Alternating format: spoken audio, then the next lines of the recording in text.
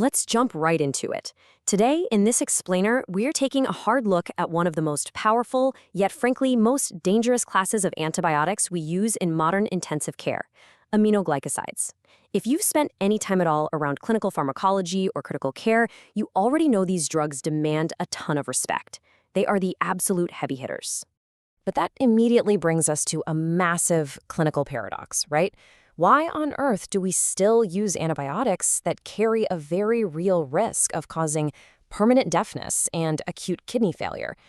Well, to understand why clinicians are willing to take those huge risks, we have to really understand the extreme, life-saving bacterial killing power these drugs pack, specifically when we're up against severe, life-threatening gram-negative infections. So, here is our roadmap for today. We're going to cover how these drugs actually work, break down their clinical generations, unlock the secrets of once-daily dosing, highlight when they're literal lifesavers, tackle those intense toxicities, and finally, look at how bacteria are fighting back. Let's get started. Okay, part 1. How do aminoglycosides actually work? We really need to understand the firing mechanism of this weapon. Think of this as a highly coordinated, 3-step invasion plan. Chemically speaking, aminoglycosides are hydrophilic polar molecules. So step 1 is just getting past the outer defenses.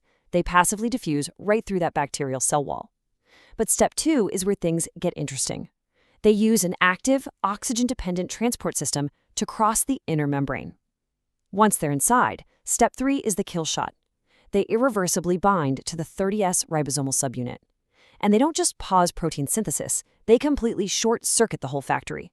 They force the bacteria to misread its mRNA code, which means the bacteria starts pumping out faulty junk proteins. Those defective proteins then embed right into the bacteria's own cell membrane, shattering its permeability.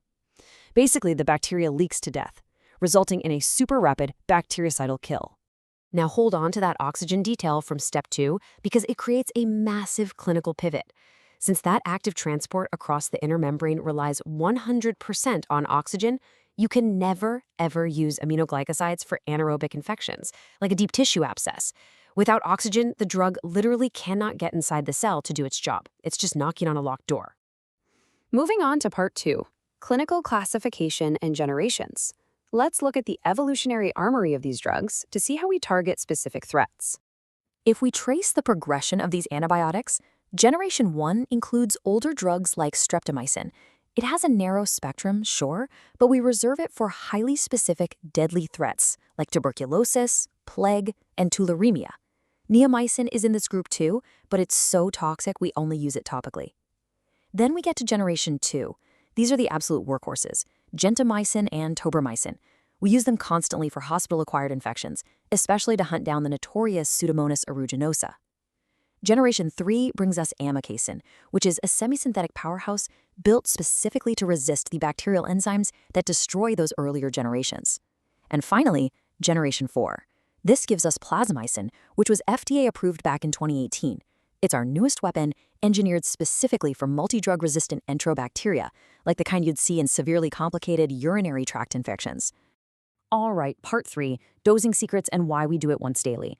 Figuring out how to actually give these drugs is a huge deal. They have terrible oral absorption, less than 1%, so we have to use IV or IM routes. And because they love to accumulate in the kidneys and the inner ear, nailing the exact dose is quite literally how we save the patient's hearing and kidney function. So here's clue number 1 to solving the dosing mystery. Aminoglycosides use what we call concentration-dependent killing. What does that mean? It means their effectiveness isn't about how long the drug lingers in the body, it's all about how high the peak concentration gets. The higher that peak blood concentration, the Cmax, rises above the minimal inhibitory concentration, the faster and more brutal the kill rate. To get the absolute best results, we want that peak to hit 10 times the minimal inhibitory concentration. And that brings us to clue number 2, the post-antibiotic effect, or PAE. This is such a wild phenomenon. Basically, even after the drug levels in the patient's blood have completely tanked, dropping way below that minimal inhibitory concentration, the surviving bacteria are just completely stunned. Their growth is totally suppressed for hours, even when the drug is practically gone from the bloodstream. When you put those two pharmacokinetic clues together, the dosing mystery is solved. In the old days, we might have given smaller doses 3 times a day. But hitting the patient once daily with one massive dose is just so much better. Why? Because that huge single dose absolutely maximizes that concentration-dependent killing power we just talked about. Then, as the drug clears out, we just let that post-antibiotic effect keep the bacteria suppressed. But here's the real kicker. Giving it once a day minimizes the total time the drug is lingering in the blood. That gives the kidneys and ears a desperately needed break to clear the drug out, which vastly reduces toxicity compared to giving a constant, smaller drip all day long. Part 4. When is it life-saving? Now that we know the firing mechanism and the dosing strategy, when do we actually pull this out in a clinical setting? Make no mistake, we reserve this class for life or death intensive care scenarios. We are talking severe hospital-acquired sepsis, where we'll often pair it with beta-lactams or carbapenems. It is also an absolute game changer for infective endocarditis. In fact, combining it with a beta-lactam is the gold standard for treating enterococcus and streptococcus endocarditis. Why is that combo so good? Well, the beta-lactam essentially kicks the door down. It physically breaks the bacterial cell wall, which throws the doors wide open for the aminoglycoside to rush in and destroy the ribosomes. We also rely on them for complicated respiratory issues, like using inhaled tobramycin for cystic fibrosis patients fighting off Pseudomonas, and of course, those specific lethal infections we mentioned earlier, like tularemia, plague, and brucellosis. Part 5. Toxicity. We really need to pivot to the collateral damage here because it's significant. These drugs have a notoriously narrow therapeutic index. That means the exact dose that cures your patient is dangerously close to the dose that seriously harms them. See, they struggle to cross biological barriers like the blood-brain barrier, so they end up getting stuck and accumulating heavily in two very specific spots, the renal cortex of the kidneys and the endolymph of the inner ear. This leads to three major risks. First, nephrotoxicity. They cause acute tubular necrosis. The silver lining there is that it's generally reversible if you stop the drug in time. Second is ototoxicity, and this one is tragic because it's usually irreversible. It destroys the cochlear hair cells, causing high-frequency deafness, or it damages the vestibular system, leading to severe vertigo. And the third is a rare but entirely lethal neuromuscular blockade. So about that neuromuscular blockade, it happens because the drug actually blocks the release of acetylcholine. The patient gets muscle weakness, which can rapidly turn into terrifying respiratory paralysis. Because of this, aminoglycosides are absolutely contraindicated in anyone with myasthenia gravis. Now, if you are in the ICU and you ever encounter this life-threatening paralysis, you have to move fast.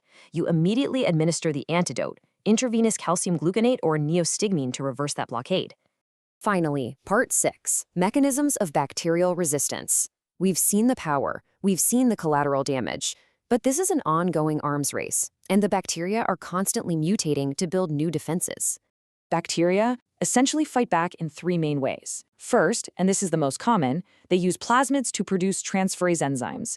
These little enzymes literally attach functional groups directly onto the antibiotic molecule, completely neutralizing its ability to dock with the ribosome. Second, they alter the target itself. They will actually methylate their own 16S rRNA so the drug just can't recognize the ribosome anymore. It's literally like the bacteria change the locks on the door. And third, they just alter their physical walls. They mutate their porins so the drug can't enter, or they build active efflux pumps to just spit the antibiotic right back out into the blood. So what is the ultimate takeaway from all of this? It's that aminoglycosides are absolutely fundamental. They are unmatched, life-saving tools for resuscitation in the ICU. But that incredibly narrow therapeutic index means they demand immense clinical respect. You have to use precise therapeutic drug monitoring, or TDM.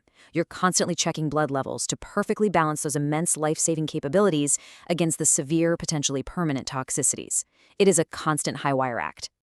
And that leaves us with a pretty critical thought to ponder as we wrap up today's explainer. As these bacterial defenses continue to rapidly evolve, and as pan-resistant strains increasingly learn to methylate their ribosomes to hide from our very best drugs, how long can we actually rely on this double-edged sword before the edge completely blunts? Thank you so much for joining me for this deep dive into aminoglycosides. Keep studying, stay curious, and I'll catch you in the next explainer.